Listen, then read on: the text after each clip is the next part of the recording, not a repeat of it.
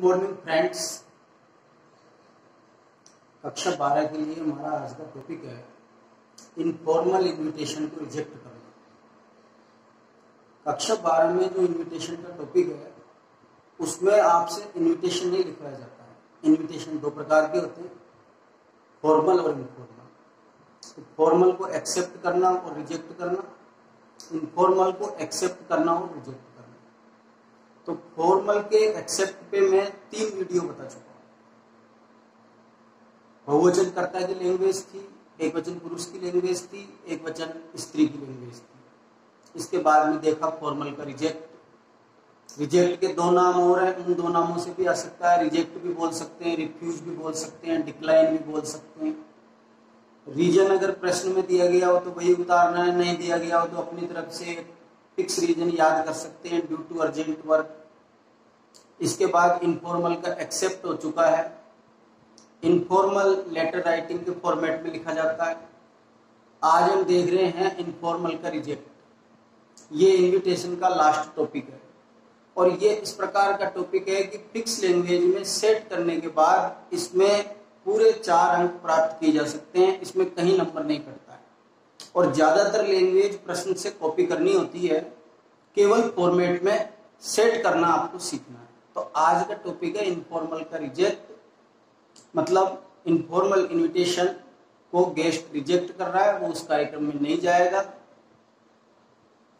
तो देखेंगे invitation informal का रिजेक्ट। अब मोहन इनवाइटेड दिनेश, मोहन ने दिनेश को आमंत्रित किया। तो मोहन तो होस्ट हो गया, मेजबान, और दिनेश गेस्ट हो गया, मेहमान। To attend a dinner party, dinner party में शामिल होना है। On the occasion of his marriage, उसकी शादी के अवसर पर। फिर write an informal reply, informal reply लिखना है रिजेक्टिंग द इनविटेशन, इस इनविटेशन को रिजेक्ट करते हुए। यहाँ पर रिजेक्टिंग शब्द भी आ सकता है, रिफ्यूजिंग भी आ सकता है और डिक्लाइनिंग भी आ सकता है। अब इससे पहले के वीडियो में जो इनफॉर्मल का एक्सेप्ट देखा था और ये जो इनफॉर्मल का रिजेक्ट है, इसमें पहले तो ये देखना है कि कहाँ तक समानता है और कहाँ से लैंग्वेज चेंज हो रही है। तो सबसे पहले सेंडर का एड्रेस, भेजने वाले का पता। अब भेजने वाला कौन होता है? गेस्ट। तो प्रश्न में कुछ भी नहीं दिया गया है, तो अपनी तरफ से लेफ्ट साइड में लैंग्वेज सेट की गई है एड्रेस की, 27 जनता कॉलोनी टाउन। अब प्रत्येक शब्द का प्रथम अक्षर कैपिटल और जो भी कैपिटल है उसको मैंने अंडरलाइन करके बताया है। जैसे जनता का जे है, कॉलोनी का सी है, टॉप का टी है। तो ये तो हो गया सेंडर का एड्रेस, भेजने वाले का पता। लेटर राइटिंग में भी यही फॉर्मेट होता है, मतलब ये गेस्ट का एड्रेस है। दूसरे नंबर पर दिनांक, जिस दिन लिख रहे हैं उस दिन की दिनांक 18 अगस्त 2020। अब अगस्त का एक कैपिटल है और ये जो डॉट आया है ये शॉर्ट का प्रतीक है कि अगस्त को शॉर्ट किया गया है।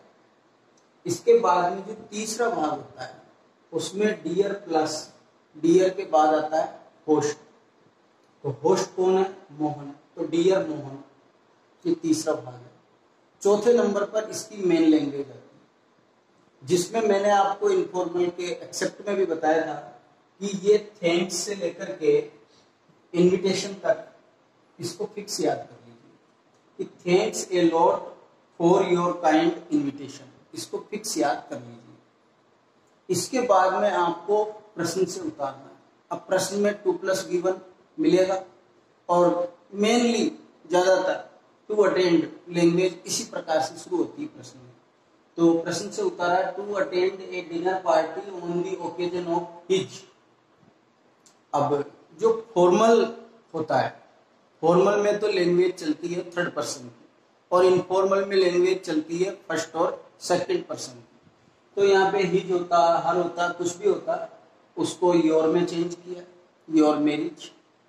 फिर इसके बाद में एक ऑन और 2 एट सेट करने। तो जो ऑन है उसके बाद में डे एंड डेट।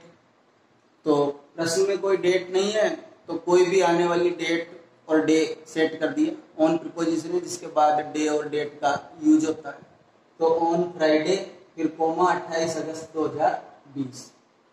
फिर 2 8 आएंगे पहले 8 के बाद टाइम आता है, तो 8 7 PM एंड ऑनवर्ड्स। फिर एक 8 और आएगा जिसके बाद प्लेस आएगा। अब वो प्लेस भी नहीं था प्रश्न में।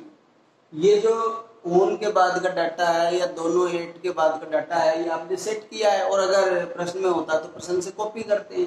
तो कहीं पर भी हो सकता है कार्यक्रम, तो किसी होटल में हो सकता है, उसके रेजिडेंस पे हो सकता है, किसी मैरिज होम में हो सकता है, तो एट आकाश होटल।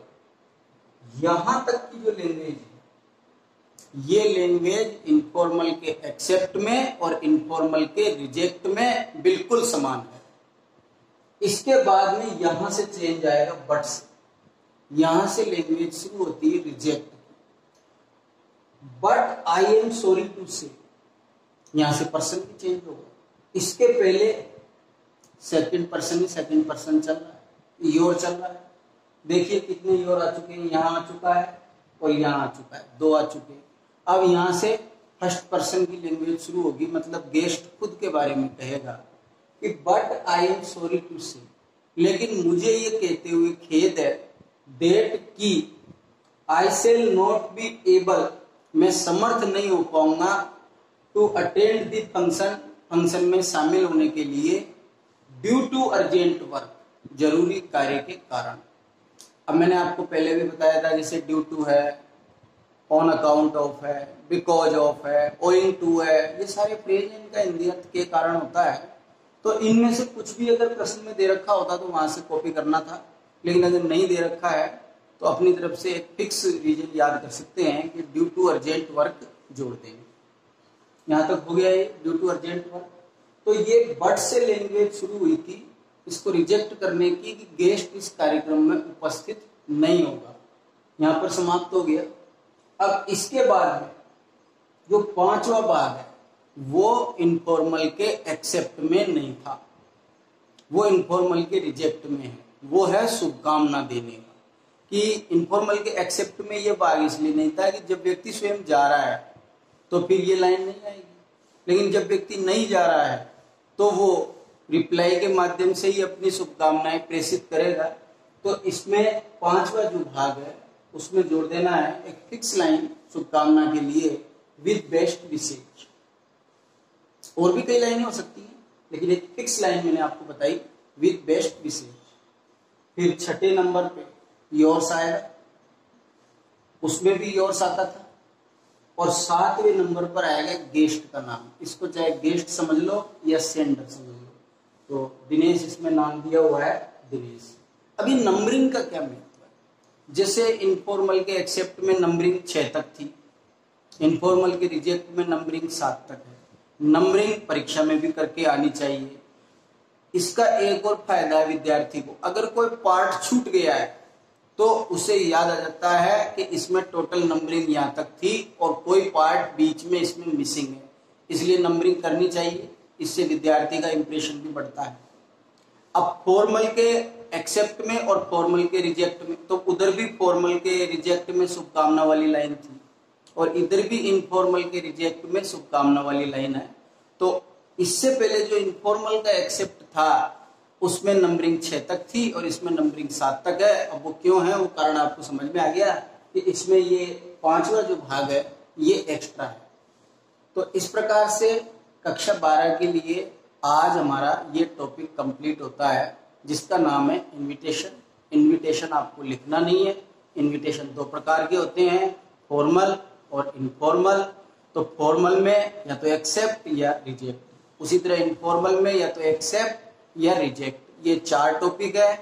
फॉर्मल में थर्ड पर्सन का यूज होता है, इनफॉर्मल में फर्स्ट और सेकंड पर्सन का यूज होता है, रिजेक्टिंग में कारण का ध्यान रखना है। अगर कारण प्रश्न में दिया गया है तो उसी को कॉपी करना है, और अगर नहीं दिया गया है तो अपनी तरफ से एक फिक्स कारण का यूज कर सकते हैं, जैसे मैंने इसमें लिखा है ड्यू टू अर्जेंट वर्क। और 4 अंक का ये टॉपिक है, और अगर ये टॉपिक आता है तो आप पूरे 4 अंक इसमें प्राप्त कर सकते हैं। मुझे आशा है कि सभी विद्यार्थियों को ये टॉपिक समझ में आ गया होगा। मेरे वीडियो को लाइक करें और चैनल को सब्सक्राइब करें। थैंक्स।